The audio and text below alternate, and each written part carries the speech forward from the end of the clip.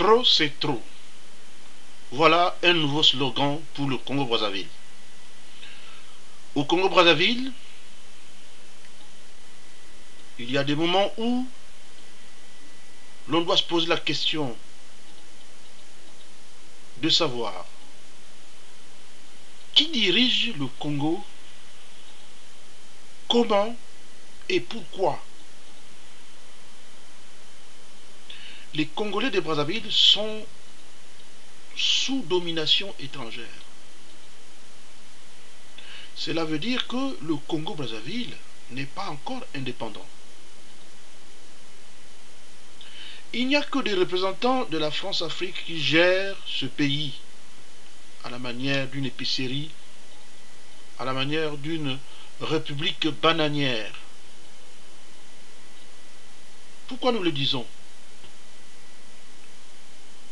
Au Congo-Brazzaville, les ministres peuvent voler tranquillement sans être inquiétés. Ceci s'est passé entre 2005 jusqu'à 2010. Voilà un repère très important. Ceci venait de se dérouler entre 2005 et 2010. Certains fonctionnaires perçoivent 4 à 5 salaires par mois.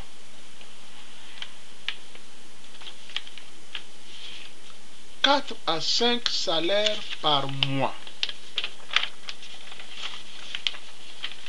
Dans l'armée, les généraux, les colonels proches du pouvoir perçoivent plus de 5 soldes. Tandis que d'autres militaires mal logés ne perçoivent qu'une seule solde, bien amaigrie. Comment peut-on se comporter de cette façon? Que fait le président Sassou Nguesso?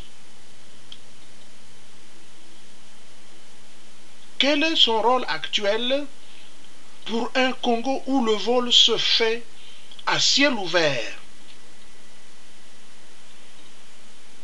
On assiste à la sortie abusive des fonds des caisses de l'État. On gonfle les montants pour les dépenses avérées du 50e anniversaire de l'indépendance du Congo.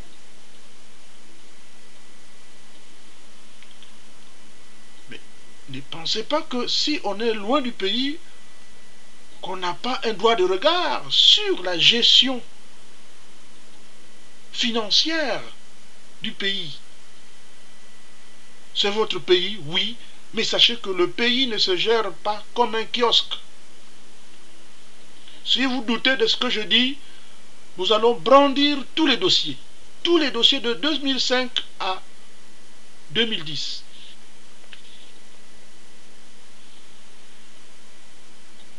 J'interpelle ces agents véreux de la direction de la solde, les agents véreux des douanes à Pointe-Noire et sa direction d'arrêter le vol.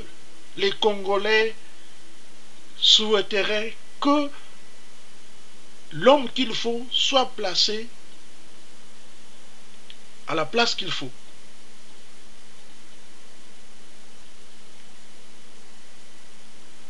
Voilà l'histoire d'un pays qui a bien commencé sous Massamba Deba, parce qu'il y a des références, il y avait des usines, il y avait une gestion saine, et celui qui volait, on le jetait en prison, sans regret. Mais pourquoi des gens dits gestionnaires, ayant fait de longues études en France et un peu partout en Europe, doivent passer du temps rien qu'à voler le peuple congolais? Vous le dire de vive voix, ce n'est pas une injure, loin s'en faut, ce n'est même pas des menaces, mais c'est pour que vous changez votre manière de gérer l'argent du peuple. Si vous avez fait le coup d'État en 1997, le peuple congolais vous a laissé travailler. Regardez le poule. Regardez le poule, comment vous l'avez ratiboisé. Toutes les villes seront appelées maintenant Oyo. Parce que si la ville n'a pas ce nom, cette ville ne peut pas être construite au Congo-Brazzaville. On vous dit des vérités. Si la vérité blesse, mais sachez que si votre gestion était saine, on n'aurait même pas le temps de vous en parler. Prenons le cas des pays qui entourent le Congo-Brazzaville et demandez aux fonctionnaires de ces pays combien gagne un enseignant à l'université. Et revenez au Congo-Brazzaville, demandez quel est le salaire suffisant d'un professeur d'université. Pendant que des ministres sont à la course du vol d'argent de l'État, on leur fait rien.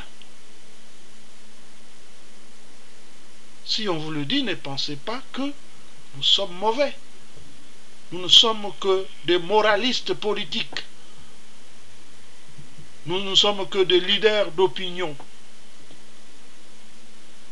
Si un président de la République vole ou assiste au vol de ses ministres, c'est que ce dernier est aussi voleur. C'est des conseils qu'on vous donne. Tout doit changer. Et nous le changeons à partir de ces paroles que nous vous enverrons. Nous vous envoyons. Je ne peux que vous remercier.